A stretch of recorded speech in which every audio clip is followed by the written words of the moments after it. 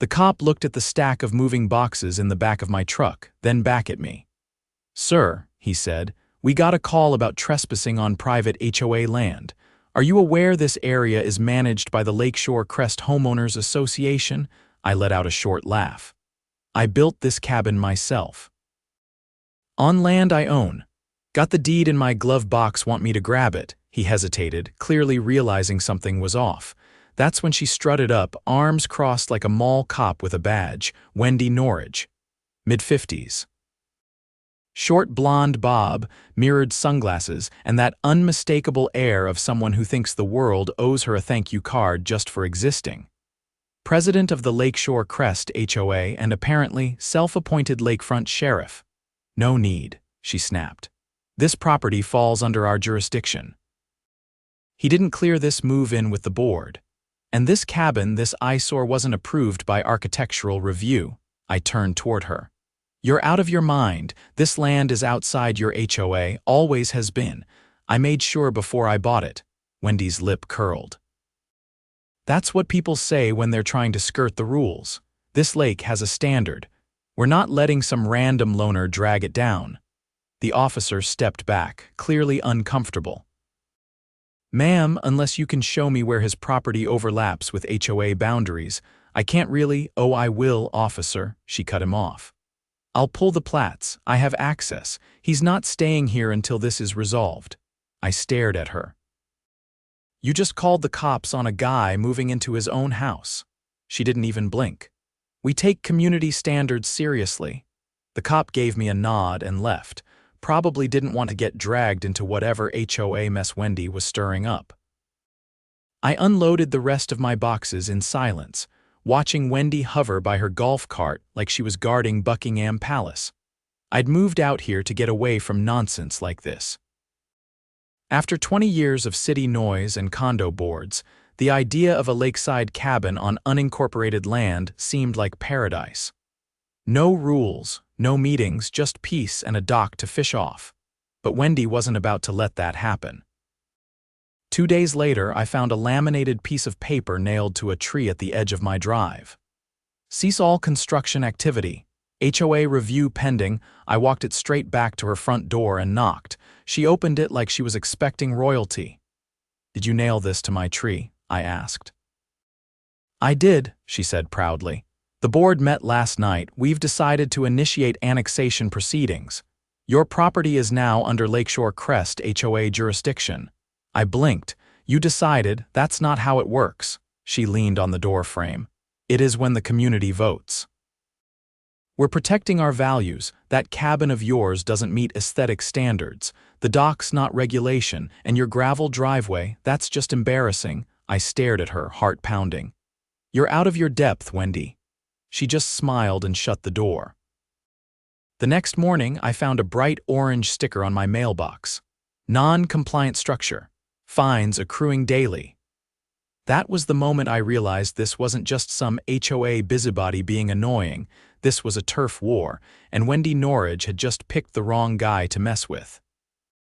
My name's Nolan Price, and I wasn't going anywhere. By noon the day after the sticker showed up, I had already filed a trespassing report with the county sheriff's office. The deputy at the desk raised an eyebrow when I handed over the photo of the notice on my tree, the laminated sheet, and the orange sticker on my mailbox. "You're saying the HOA vandalized your property?" he asked. "Call it what you want," I said. "She nailed that thing at least 10 feet inside my boundary line, and she's issuing citations like she runs a government office." He took the paperwork and started typing. "Wendy Norridge again." I looked up. "You know her." He gave a quiet chuckle and shook his head. "You're not the first to come in with complaints, but most people back down before it gets this far." I didn't respond. I didn't need to. Back at the cabin, I was setting up trail cameras, camouflaged, motion activated, positioned at the tree line and pointing toward my driveway. I wasn't planning to catch deer. I wanted faces, license plates, and timestamps. If anyone came near my property again, I would know. That evening, I drove into town and pulled the county land survey records from the public office. Took me nearly an hour, but I found what I was looking for. the original subdivision map from 32 years ago. My parcel was clearly marked Lot 7A outside the shaded HOA perimeter. There was even a note stating, not subject to Lakeshore Crest Association covenants. I made 5 high-resolution copies, highlighted the clause, and tucked them into a folder. I wasn't going to argue with Wendy on her turf anymore. Next time she came sniffing around, I'd put the law in her face. I didn't have to wait long. 2 days later, I came home from the hardware store to find 3 people standing on my dock, clipboards in hand. The tallest one turned as I stepped out of the truck. "We're conducting a shoreline assessment," he said. "Standard HOA procedure." I didn't even answer. I just walked back to the truck, pulled the folder from the passenger seat, and marched straight toward them. "You're trespassing," I said, flipping open the survey. "This dock is on private land, not yours, not shared, not subject to your rules. If you don't leave in the next 60 seconds, I'll call the sheriff and file criminal charges." The woman in the group took a step back. The tall guy didn't move. "You think you can bully the board with paperwork?" I held up the document. "This isn't paperwork, it's a county-verified land record. You're standing on property that belongs only to me." He glanced over at the other 2, then down at the dock under his feet. "Wendy said this section was being redesignated." "She lied," I said. "And when the sheriff sees this, she's going to have a lot more to worry about than dock inspections." They left without another word. That night, I sent a certified letter to the HOA's registered office. It included the land survey, a formal cease and desist, and a notice that any further entry onto my property would be pursued criminally. I emailed a copy to the county zoning department 2-3 days past. I didn't see Wendy, didn't hear a peep. Then Friday morning, I got a call from a number I didn't recognize. "This is Deputy Langston with the county sheriff's office. I need to speak with you in person. It's about an incident at the lake." When I got there, Langston was waiting outside the station. He motioned me around the side of the building. "We've got a problem," he said, handing me a printed photo. It showed my dock, specifically the solar pump I'd installed for the boat lift, ripped out and floating half submerged in the water. I clenched my jaw. "When?" "Last night. We got a call from someone down the shore. Said they saw a group of people on your dock around 10, flashlights, toolboxes." "Did your guys catch them?" Langston hesitated. "We stopped a golf cart leaving the area, 3 occupants, one of them was Wendy. She told the deputy they were performing unauthorized structure removal under emergency HOA authority." I stared at him. "They admitted it. They claimed you were in violation of shoreline safety codes. The problem is, the county doesn't enforce those codes on your parcel. And the HOA has no jurisdiction there." My voice was low. "So what happens now?" Langston pulled out a second document. "We're opening an investigation into criminal mischief and property damage. If we can confirm who removed the pump and caused the damage, they'll be facing charges." The moment I got home, I checked the trail cams. Sure enough, there they were, Wendy and 2 others, clearly visible, tools in hand, yanking the pump loose and tossing parts into the lake like they were cleaning up trash. I sent the footage to Langston that afternoon. Within 24 hours, the sheriff's office issued citations to all 3 of them. Wendy's mug shot ended up on the county record site. Apparently, someone from town leaked it to a local Facebook group where it spread like wildfire. By the end of the week, I started hearing from other property owners. Quiet calls, emails. A guy named Marcus, who lived at the far end of the lake, told me Wendy had fined him $300 last year for painting his shutters non-complimentary blue. Another woman, Joyce, said she'd been threatened with lien proceedings over a bird feeder. "I thought I was the only one," she said. "I set up a meeting at the VFW hall. Invited the non-HOA homeowners plus anyone inside the HOA who felt fed up. 17 people showed up. Every single one had a story. Unauthorized fees, denied improvement requests, threats of foreclosure, even tampered ballots during board elections. That's when I realized this wasn't just about me. Wendy had built a miniature empire, and no one had challenged her until now. One guy, a retired municipal attorney named Ed, brought a binder of legal documents. He'd served on a city zoning review board for 20 years. "She's been bluffing her authority," he said. "But if we can prove the HOA overstepped its boundaries literally and legally, we might be able to dissolve parts of its control, maybe even force a full audit." So we formed a committee, not a rebellion, not a protest, a legal coalition. We called it CLEAR, Community Legal Enforcement Against Retaliation. Over the next 2 weeks, we gathered evidence. Joyce pulled HOA meeting minutes that showed Wendy had pushed through new shoreline rules without the required quorum. Marcus found a document that proved the HOA had collected over $50,000 in environmental maintenance fees that were never spent and never reported to the community. Ed drafted a formal complaint to the County Oversight Board. We filed it alongside a petition signed by over 60% of the residents both inside and outside the HOA.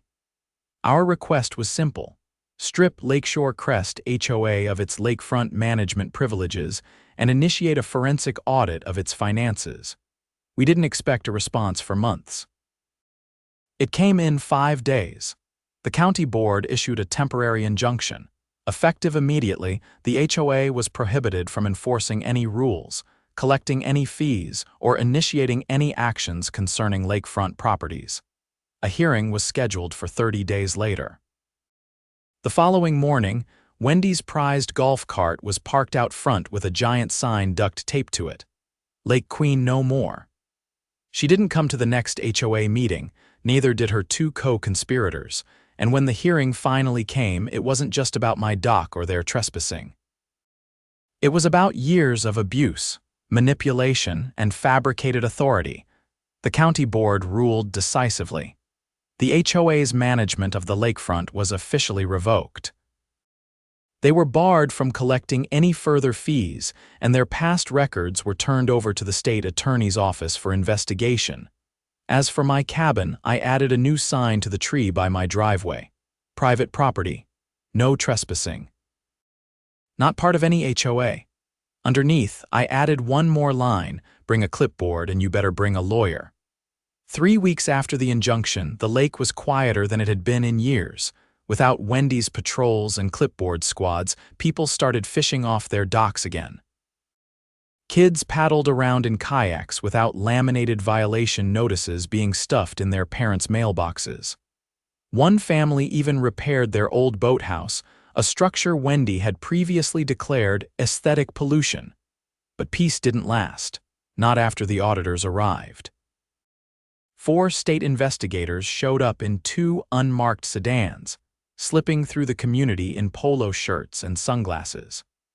They spent the first day collecting HOA financial records from the office at the clubhouse, a building most of us had never even been allowed inside. By the second day, they were knocking on doors. One of them, a woman named Marisol, came by my cabin with a clipboard and a calm, focused look. "We're following up on the complaint your group submitted," she said. "We're particularly interested in the Environmental Maintenance Fund. Can you confirm whether any improvements were made to shared infrastructure using those funds in the last 5 years?" "They haven't touched a thing," I said. "The only thing they maintained was power." Marisol scribbled something. "Power? They used those funds to keep electricity running in the clubhouse, but no one had access except board members. The rest of us weren't allowed to rent it, use the dock, or even sit on the benches out front." She paused. "And you're certain of that? You can ask anyone on this side of the lake. Most of us didn't even know where the funds were going until this year." Marisol nodded once, thanked me, and walked back to her car. That was the last time I saw her, but the fallout came fast.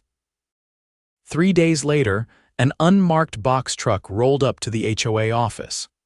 2 men in matching khakis and plain jackets walked inside, and within minutes they were carrying out boxes of paper files and hard drives.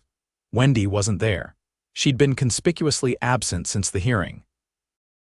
Her house sat dark most nights. the golf cart parked in the garage with a flat rear tire. Her name was still on the HOA's website, but neighbors whispered that she hadn't returned any emails or calls for over a week. Then, on a rainy Thursday morning, something changed. I woke up to the sound of tires grinding into gravel. A black SUV sat idling at the end of my driveway. A man in a dark suit stepped out and popped open an umbrella. I met him halfway down the drive, boots crunching in the mud. "Nolan Price?" he asked. "That's right." He extended a card. Assistant District Attorney Caleb Marin. "We've got a warrant to execute on a private residence inside Lakeshore Crest. I understand you've been involved in the ongoing investigation." I nodded, confused. "You're going after Wendy," he glanced toward the road. "We believe there's more here than financial misconduct. Someone in the HOA administration submitted forged environmental reports to the county. We're looking at potential fraud exceeding $200,000. My stomach dropped. "You're saying she faked environmental reports?" "Not just her," Marin said, "but she signed them, and that makes her accountable." That afternoon, half the neighborhood lined the sidewalk as county investigators and 2 uniformed deputies searched Wendy's home. They emerged with a locked file cabinet, a laptop, and several folders marked private. One of the deputies taped a seizure notice to the door. By sunset, the rumor mill was in full swing. Someone claimed Wendy had paid her nephew, who wasn't even a licensed contractor, to write a phony erosion report and submit it under a fabricated business name. Another neighbor said the HOA had used that report to justify levying a one-time emergency environmental assessment on residents, pulling in nearly $90,000 in one summer. The next morning, the sheriff's department issued a public statement. Wendy Norridge was under criminal investigation for fraud, falsification of government documents, and misuse of community funds. But it got worse, because the audit turned up something no one expected: a private account. According to the investigators, over the past 4 years, the HOA had funneled maintenance fees into an off-the-books fund. That fund had been used to pay for consulting services, legal defense retainers, and security patrols, yet no invoices matched those expenses, the name on the account. Wendy's husband, Peter Norridge, he hadn't even lived in the state for 2 years. By the end of the week, the state attorney filed charges. Wendy was arrested at a gas station 30 miles away trying to board a bus headed west. Her mugshot hit the news that night.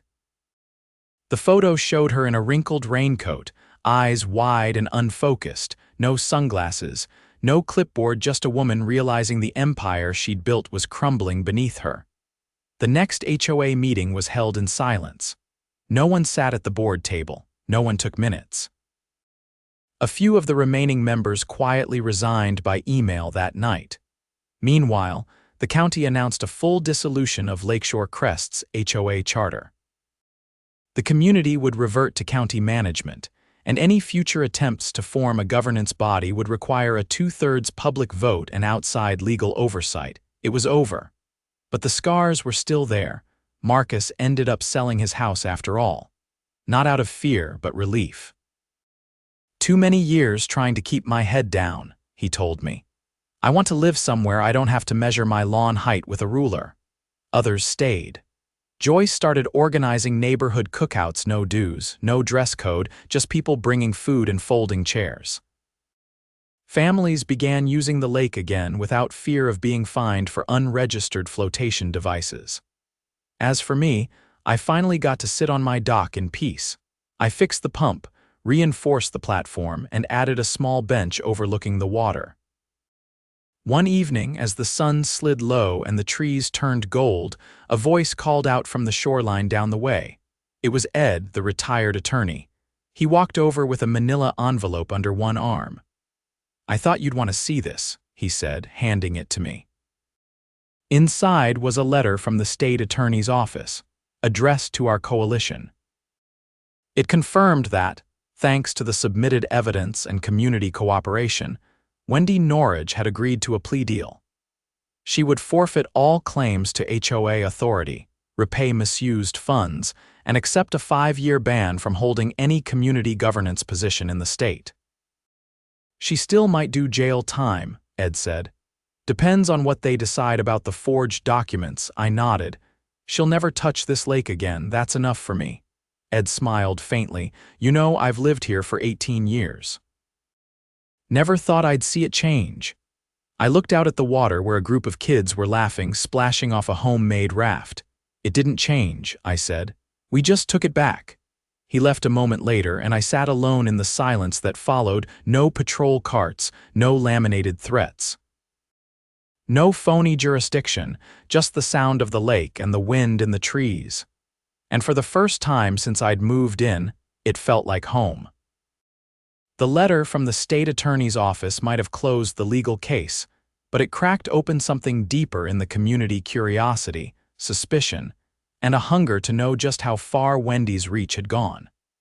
People started digging, not for revenge, but for clarity. Years of silence had left too many questions unanswered. I didn't expect to be pulled back in. I figured I'd done my part, and now it was time to let the dust settle. But then a teenager named Tyler knocked on my door one Saturday morning with a drawstring gym bag and a guarded look on his face. My dad worked for the HOA, he said. He cleaned the clubhouse and did maintenance stuff. After the audit, he quit, but this was in the attic. I don't know what it is, but he said you'd know what to do with it. Inside the bag were 5 old mini DV tapes, dated between years. Each one had a label: Security Cam Lot Dispute, Dock Confrontation, Board Private, and 2 with only dates. It took me the better part of an afternoon to get my old camcorder working with a converter, but once the first tape started playing, my stomach turned. The footage showed Wendy in a private meeting with 2 board members, both of whom had resigned after the audit. They were discussing a plan to deliberately misfile property boundaries for lakefront lots, shifting responsibility for maintenance costs onto non-board homeowners. One of them even laughed about how nobody ever checks the old plats anyway. The second tape was worse. It showed 2 men faces partially obscured by hooded sweatshirts removing survey markers in the middle of the night. One of them wore a jacket with the HOA's logo stitched on the back. I didn't keep watching. I called Deputy Langston. By Monday, the tapes were in the hands of the county prosecutor. Tyler's father, once reluctant to speak, gave a sworn affidavit confirming the tapes had been stored in a padlocked cabinet in the clubhouse's attic, accessible only to board members. Within 48 hours, a grand jury was convened. The county charged 2 former board members with criminal conspiracy to manipulate property records. The evidence on the tapes was damning: intentional tampering, fraud, and falsification of public documents. Wendy had already signed her plea deal, but now her name was being added to a new investigation, one far more serious than financial misconduct. This wasn't just about an overreaching HOA anymore. They had actively altered boundary markers on private land, which meant they'd tampered with legal property lines, a felony under state law. The county clerk's office launched a full resurvey of all lots bordering the lake. The results were staggering. At least 6 property owners, including Ed, had unknowingly paid thousands over the years for land maintenance that wasn't even their responsibility. 3 others had been misled into giving up slivers of shoreline that legally belonged to them. Joyce, who had always kept her records neatly boxed in her garage, handed over a signed letter from 5 years ago, an agreement drafted by Wendy, and stamped with the HOA seal, pressuring her into moving her fence back to conform with community shoreline alignment. The survey proved her original placement was correct. The prosecutor's office contacted every homeowner affected. Those who had suffered financial loss were added to a civil restitution lawsuit. A judge ordered an immediate freeze on the personal assets of the 2 former board members and approved a lien on Wendy's property to cover future claims. It wasn't overkill, it was overdue. Meanwhile, the Lakeshore Crest HOA charter, already gutted by the county's earlier ruling, was officially dissolved by court order. Not suspended, not restructured, dissolved, the nonprofit entity ceased to exist. Its bank accounts were closed, and any remaining funds were placed in a community trust managed by the county, until a new democratically elected neighborhood council could be established. No one rushed to volunteer for that. The old clubhouse, stripped of its former authority, was turned over to the county parks department. They opened it to the public for the first time in years. Within a week, a group of local teens had painted over the faded beige walls with a mural of rolling hills, cattails, and a giant blue heron stretching its wings across the lake. It was the first time I'd seen that building reflect anything remotely human. As for Wendy, her plea deal didn't protect her from the new charges. She was rearrested, this time on felony counts. Her attempt to withdraw her plea fell flat. The judge refused to accept it, citing her prior admissions and the mountain of new evidence. She was sentenced to 18 months in county detention, with 5 years of supervised release and a permanent ban from serving on any housing authority, board, or property management organization within the state. The morning her sentencing was announced, someone placed a single folding chair at the end of the dock near the old clubhouse. Taped to the backrest was a laminated copy of the county's dissolution order. Nobody claimed credit. Nobody needed to. Over the weeks that followed, the lakefront transformed. Residents started reclaiming their spaces not with fences or gates, but with picnic tables, kayaks, and open porch lights. One family set up a floating movie screen and invited neighbors to bring rafts and watch old comedies on warm Friday nights. People who'd lived next to each other for years without exchanging more than a nod now shared stories, tools, even meals. I finally met the man who lived 2 cabins down Ben, a former Coast Guard mechanic who fixed up old outboards in his spare time. He helped me tune up my fishing boat, and I helped him build a covered rack for his canoes. Neither of us talked much the first few days. We didn't need to. One evening, as we sat on the dock with a couple of thermoses, Ben looked out at the water and said, "I never thought this place could breathe again." I nodded. It just needed to exhale. The cabin, once a target, had become something else entirely. Neighbors dropped by with pie, borrowed tools, or just stories. Nobody asked for permission. Nobody gave orders.